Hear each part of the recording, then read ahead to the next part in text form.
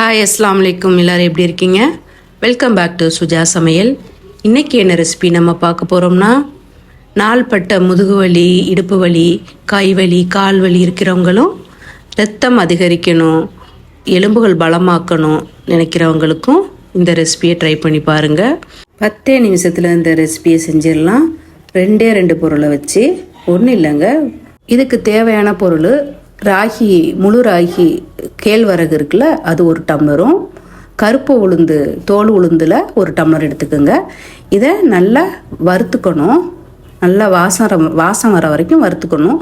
இதை நீங்கள் காலையில் என்ன பண்ணணும், நல்லா அலசிட்டு வெயிலில் காய வச்சுட்டு நம்ம இந்த மாதிரி வறுக்கலாம்.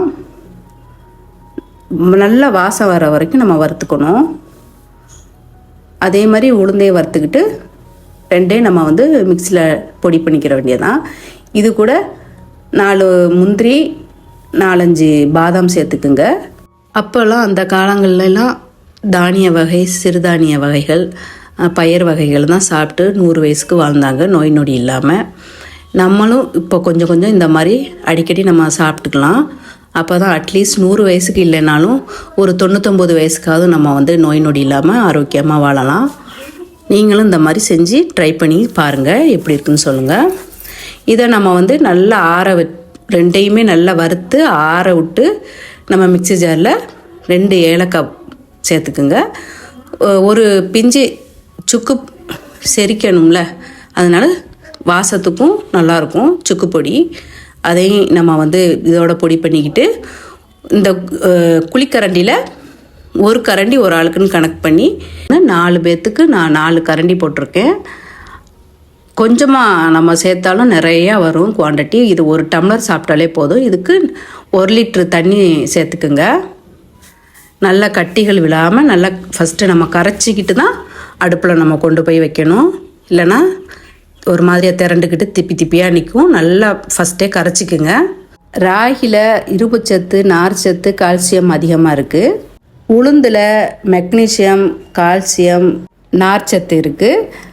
2லேயுமே இரும்புச்சத்து இருக்கிறதுனால ஹெச்பி லெவல், ஹீமோக்ளோபின் அதிகரிக்கும், இரத்த சோகை நீங்கும்.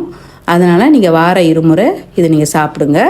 கால்சியம் சத்து அதிகம் இருக்கிறனால கைகால் வலி, இடுப்பு வலி, மூட்டு வலியெல்லாம் நமக்கு சீக்கிரம் குணமாகும். எலும்புகளுக்கு பலமூட்டும். அதனால் நீங்கள் இதை மிஸ் பண்ணாமல் சாப்பிடுங்க. வயசு பிள்ளைங்கள்லேருந்து வயசானவங்க வரைக்கும் இதை சாப்பிடணும். கண்டிப்பாக இதை நம்ம வாரத்தில் 2 முறையாவது எடுத்து சாப்பிடுங்க. கண்டிப்பாக சாப்பிடுங்க.